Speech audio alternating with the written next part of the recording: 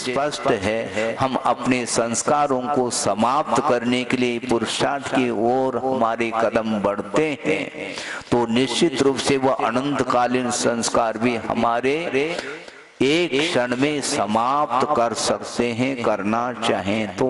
इसलिए मैं ये कह रहा था कि सप्तम पृथ्वी का नारकी वो 33 सागर तक सम्यक दर्शन के साथ रहा, मात्र 1-2 अंतर्मूर्त के लिए सम्यक दर्शन से वह सहित नहीं था और सम्यक दर्शन को प्राप्त करके अंतिम क्षण तक, अंतिम अंतर्मुहूर्त तक उसको बनाए रखा, किंतु वह सम्यक दर्शन वह किसी काम का नहीं। क्यों? क्योंकि वह सम्यक दर्शन सक्रिय नहीं है। सम्यक दर्शन को एक्टिव बनाने की आवश्यकता है। समझने के लिए इसको इस ढंग से समझाया जा सकता है, यदि आप समझना चाहते हैं तो आपके पास ज्ञानावरणी का कर्म का क्षोभम पर्याप्त मात्रा में हो चुका है, ठीक है, ठीक है, किंतु उस ओर यदि आपका उपयोग यदि नहीं है तो वह ज्ञान काम में नहीं आने वाला।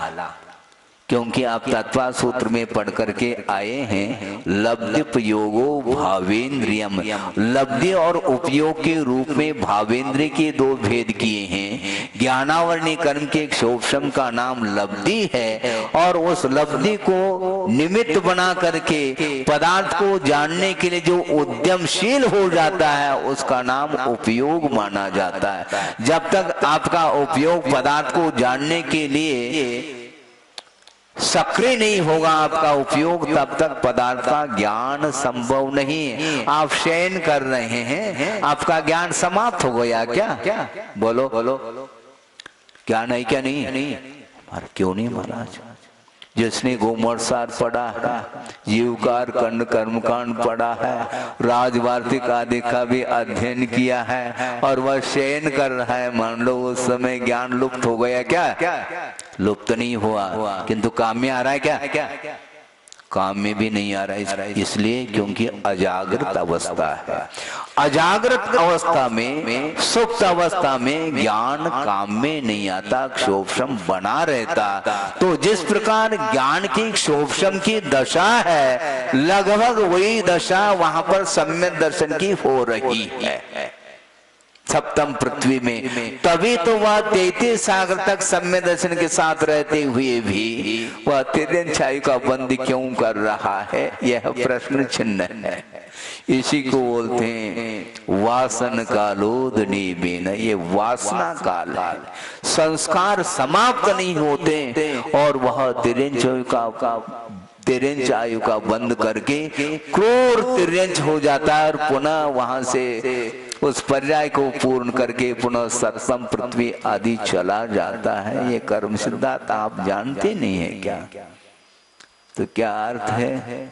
अर्थ ये है कि अपने को बहुत शांति के साथ, श्रद्धान के साथ सुनने की आवश्यकता है और हठग्राह्यता के साथ यदि हम नियतवाद की पुष्टि करते हैं तो आपके लिए कर्म साथ देने वाला नहीं, क्योंकि वासन कालोदनी अनंत काल तक वह संस्कार बने रहेंगे। उन संस्कारों को समाप्त करने के लिए यह अवसर आया है, उत्तम तप का अवसर आया है, आपके सामने है।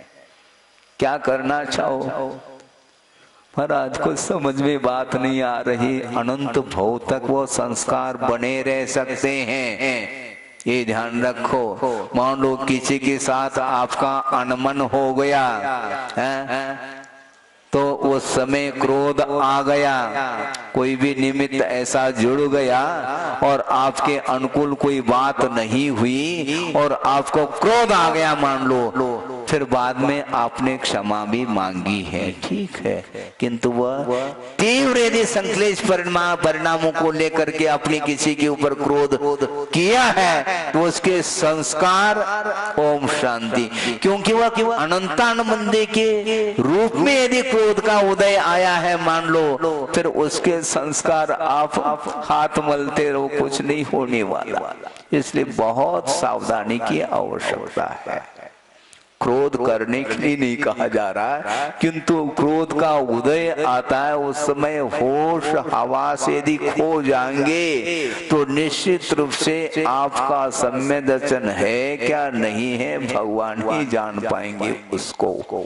इसलिए वस्तुतः ये संस्कार दूर करने के लिए अपने को आगम मिला है, गुरु मिले हैं, और शांति के साथ बिना आकुलता, बिना किसी इच्छा के और कर्मों को समाप्त करने की दृष्टि से यदि आप स्वाध्याय मनन चिंतन आदि करते हैं, निश्चित रूप से वह कर्म ढीले पड़ सकते हैं। इसलिए धर्म श्रवण के माध्यम से भी सम्यक दर्शन की उत्पत्ति बताई है। उनके लिए हम बार बार कहना चाहते हैं, क्या वो आगम को नहीं पढ़ते हैं क्या? पढ़ते हुए भी नियतवाद को क्यों लाया जा रहा है? जहां पर योग्यता नहीं है वहां पर नियतवाद सामने आता है, किंतु जहां पर संभावना है पुरुषार्थ के लिए वहां पर भी यदि आप नियतवाद को लागू करते हैं तो ऐसी स्थिति में छठे पृथ्वी से निकल करके भी उसको मनुष्य पर्याय को प्राप्त वह नहीं कर पाएगा। ऐसा है क्या? छठे पृथ्वी से निकल करके वह तिरंच भी बन सकता है तो मनुष्य भी बन सकता है। ये पॉसिबिलिटी है, संभावना है, पुरुषार्थ के द्वारा वह कर सकता है, किंतु सप्तम पृथ्वी में उसका पुरुषार्थ काम नहीं करेगा। इसको नियत बोलते हैं। नियत का अर्थ ही समझ में नहीं आ रहा किसी को, क्या कहा जाए इसके लिए? सोचो, विचार करो। एक इंद्र से लेकर के असंगी पंचेंद्र तक है क्षमता है सम्य दर्शन को प्राप्त करने की। किसी ने कहा कि महाराज ये चींटी कीड़े मकोड़े वगैरह होते हैं, मान लो तड़प रहे हैं, मरणासन है, तो उनको नमोकार मंत्र सुना लिया जाए, क्यों? कुछ तो प्रभाव पड़ता होगा। सुना के दिखा दो आप। चींटी तड़प रही है, नमो रंताणम नमो शुद्धाणम सुना दो उसको। कान है उसके? कान नहीं है। और मान लो महाराज असंगी पंचेंद्र को सुना दे तो भैया मन भी तो चाहिए। जिसके अंदर मन नहीं है, विचार विमर्श करने की क्षमता नहीं है, तो वह उन शब्दों को सुन तो लेगा किंतु उसका क्या मीनिंग है उसको ज्ञात नहीं है। इसलिए विचार विमर्श करने की क्षमता जिसके अंदर है वह संगी पंचेंद्रिय माना जाता है। वह यदि मान लो तड़प रहा है तो उसको सुनाओ। तो सुना, किसको सुनाना? जिसके अंदर सुन करके ग्रहण करने की क्षमता है, उसके अंदर योग्यता है, इसलिए आपका वह पुरुषार्थ फलीभूत होता है। जिसके अंदर योग्यता नहीं है तो उसके लिए नियतता आती है। उसको कितने भी आप प्रयास करो। चना होते हैं, चने जानते हैं आप? जानते हैं क्यों महाराज? प्रतिदिन खा लेते हैं काबुली चना। लेकिन ये ध्यान रखो, काबुली चना वो करके देख लेना, अंकुरित होता है, उसके अंदर योग्यता नहीं, उसके अंदर योग्यता नहीं। भुना हुआ जो धान है, भुने हुए जो चने हैं, वो खाने योग्य तो है, किंतु उसको यदि आप बोएंगे, उसका वपन करेंगे तो निश्चित रूप से वह सड़ जाएंगे किंतु अंकुरित नहीं होंगे। उसी प्रकार अभव के लिए कितना भी उपदेश दो किंतु वह क्षमता उसके अंदर नहीं रत्नत्रय को प्राप्त करने की। इसलिए उसके सामने माता फोड़ने से कुछ नहीं होगा। किंतु आप जानते हैं क्या कौन भव्य और कौन अभव्य? आप जान नहीं सकते हैं, किंतु आपका कर्तव्य होता है हमें उपदेश सुनाना है, क्योंकि भगवान ने ही उपदेश दिया। दिव्य ध्वनि खिरी और दिव्य ध्वनि का श्रवण करके गणधर परमेष्ठी उस दिव्य ध्वनि की जो विराटता है उसको अपने बुद्धि के द्वारा ग्रहण करके आगम की रचना की है और आगम के अनुरूप वो उपदेश दे रहे हैं। ये नियत है क्या? उपदेश क्यों दे रहे हैं गणधर परमेष्ठी? जिसका जैसा होना है वह होगा। उपदेश क्यों देते? धर्म श्रवण कराने की क्या आवश्यकता है? अब नियतता की बात करते हैं तो हम ये कहना चाहते हैं सम्यक दर्शन के उत्पत्ति में बहिरंग जो कारण है, हाँ, सम्मतस्य निमित्तम जिन सुतम कहा, यदि निमित्त के रूप में स्वीकार नहीं करते हैं तो सम्यक दर्शन की उत्पत्ति संभव नहीं है, क्योंकि देशना लब्धि के बिना सम्यक दर्शन की उत्पत्ति असंभव है। यह आगम वाक्य है। आप कभी भी देशना को सुन लो, किंतु एक बार भी जिसने देशना को नहीं सुनी है उसको सम्यक दर्शन प्राप्त हो जाए, ऐसा कोई आगम मिलता है क्या? मिलता है?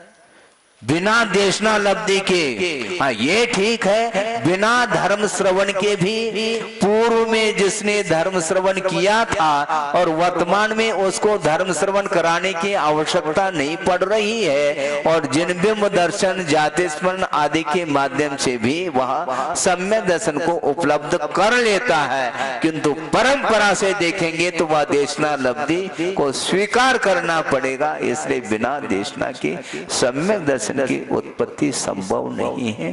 और आप कहो जिसका जैसा होना, क्या किसको कहना चाहते हो? आप गणधर परमेश्वर को समझाना चाहते हैं क्या? गणधर परमेश्वर स्वयं उपदेश दे रहे हैं, उनको ज्ञान नहीं है। द्वादशांग के पाठी है, ध्यान रखो, वह श्रुत केवली है और गणधर पद पर आसीन है, और 66 सागर तक दिव्य ध्वनि खिरी नहीं थी। क्यों? गणधर परमेश्वर की प्रतीक्षा, भगवान ने प्रतीक्षा नहीं की, किंतु जब तक निमित्त नहीं मिलेगा तब तक वाणी भी क्या करेगी?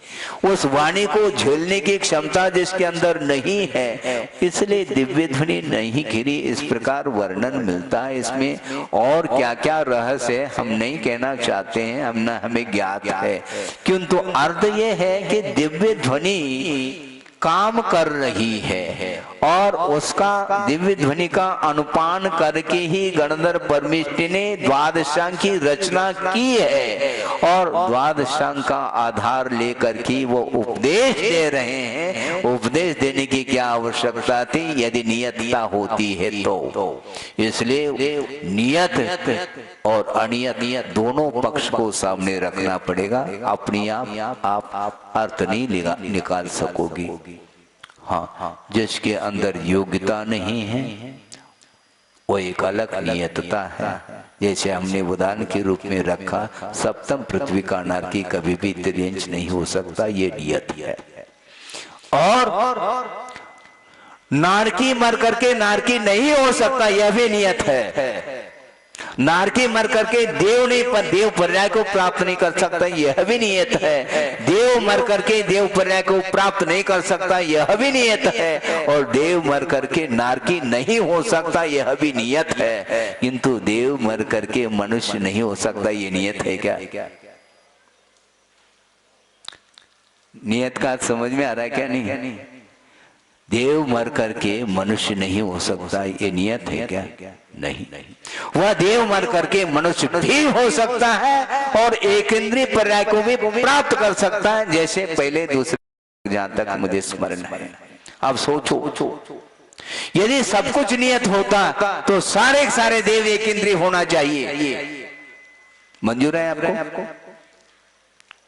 ऐसा होता है क्या? संभव नहीं। कुछ एक इंद्रिय पर्याय को भी प्राप्त कर रहे हैं और कुछ पंचेंद्रिय तिर्यंच भी हो रहे हैं 12वें स्वर्ग तक के। उसके बाद क्यों नहीं? 12वें स्वर्ग के बाद के जितने भी स्वर्गीय देव हैं, चाहे वो अहमिंद्र आदि भी क्यों ना हो, वो सारे मरणों को प्राप्त करके मनुष्य ही होते हैं। जहां पर ही का प्रयोग आ रहा है वहां पर नियत है, किंतु जहां पर भी का प्रयोग किया जाता है वहां पर नियतता खंडित हो जाती है। जहां पर भी का प्रयोग किया जा रहा है वहां पर संभावना बहुत कुछ है। वह मनुष्य भी बन सकता है, तिर्यंश भी बन सकता है, एक इंद्रिय पर्याय को भी प्राप्त कर सकता है। पुरुषार्थ के लिए जहां तक गुंजाइश है वहां तक नियतता संभव नहीं, वहां पर अनियतता है। फिर भी यदि मान लो कोई प्राप्त नहीं कर सका तो उसके पुरुषार्थ में कमी मानी जाएगी। किंतु पुरुषार्थ तो रत्ती भर करो नहीं और नियत कहते चले जाओ, तो उनके लिए हमारा ही कहना, बार बार कहना है, वो हाथ पर हाथ रख करके बैठे रहे तो उनको थाली सामने आई क्या भोजन की, ये ध्यान रखो, ये भोग भूमि नहीं है, पुरुषार्थ तुम्हें करना पड़ेगा, ये नियतता यहाँ पर नहीं चलेगी। कर्म भूमि में रह करके पुरुषार्थ ना करो और भोग भूमि की व्यवस्था चाहो, गलत बात है। जहां पर कल्प वृक्ष हैं 10 प्रकार के, वहां पर आप जो भी मांगो आपकी मांग की पूर्ति होती है, होगी, क्योंकि इसी का नाम भोग भूमि है। और कर्म भूमि में रहो और नियतता को लेकर के बैठे रहोगे तो तुम्हारे सामने वह थाली वह पकवान नहीं आने वाला, ये ध्यान रखो, आपको बनाना पड़ेगा। मंजूर है कि नहीं? ये कैसे मंजूर? रसोई घर में जा करके बैठा है और रसोई बनाई गई है, आपके पुण्य के उदय से आपके सामने थाली आ सकती है। और यदि मान लो और आपका और ज्यादा पुण्य है तो हो सकता है माँ जो है ना बच्चे के लिए लाड प्यार के साथ ग्रास बना करके मुख में दे सकती है, यह भी संभव है। किंतु चरवन तो उसको स्वयं को करना पड़ेगा, इसी का नाम पुरुषार्थ है। इस कार्यक्रम के पुण्यार्जक हैं स्वर्गीय श्री सवाईलाल जैन जी की 17वीं पुण्य स्मृति पर श्रीमती चिंतामणि सवाईलाल जैन परिवार, कन्नौज, मुंबई।